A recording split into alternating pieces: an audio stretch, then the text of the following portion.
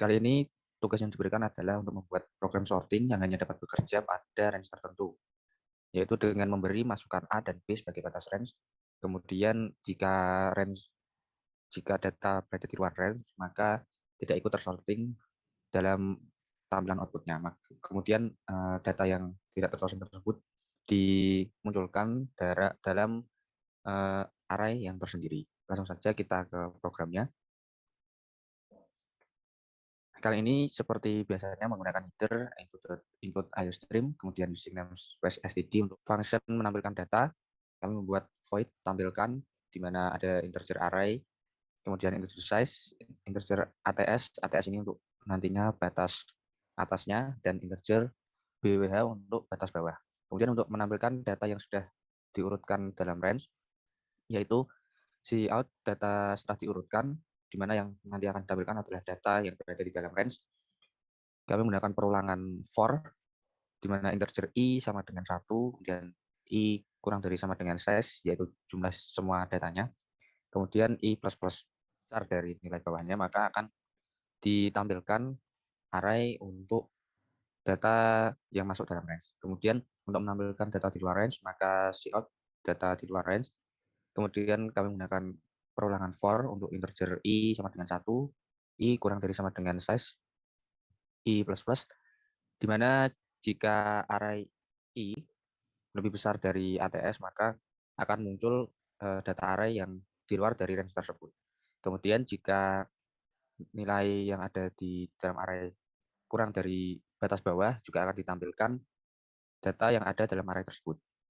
Selanjutnya untuk proses sorting, yang pertama yaitu integer partisi, di mana dalamnya ada in array, in awal, dan juga in akhir. Kemudian kita memilih pivot di ujung list untuk data akhir dengan cara integer pivot sama dengan array akhir, data akhir, dengan integer i sama dengan awal min 1. Selanjutnya kita membandingkan tiap data yaitu berdasarkan pivot sebagai acuannya. Nah, kemudian data di sini juga disimpan sementara dengan cara integer temp sama dengan array i plus 1, data i ditambah 1. Array i plus 1, data i ditambah 1 sama dengan array akhir, data akhir. Array akhir yaitu data akhir sama dengan temp. Kemudian di return i plus 1.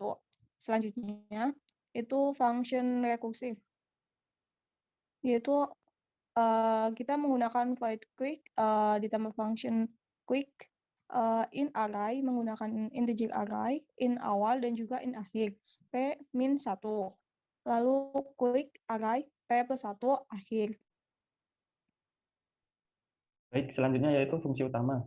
Fungsi utama yang digunakan untuk menjalankan program.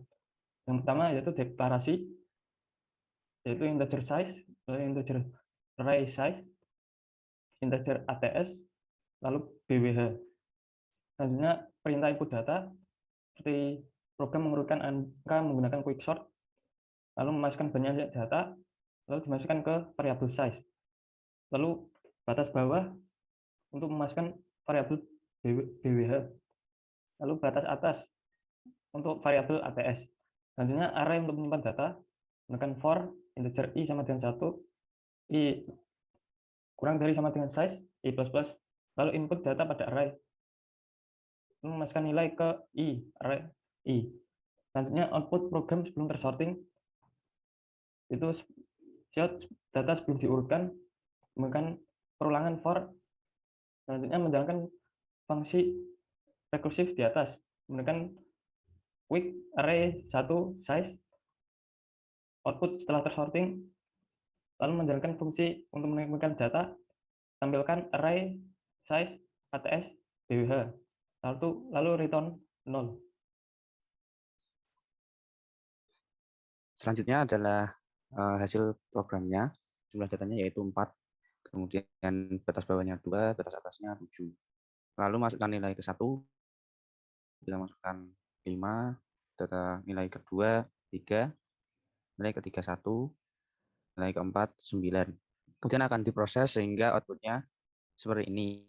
Data sebelum diurutkan yaitu 5, 3, 1, 9. Data setelah diurutkan 3 dan 5. Data di luar range 1, 9.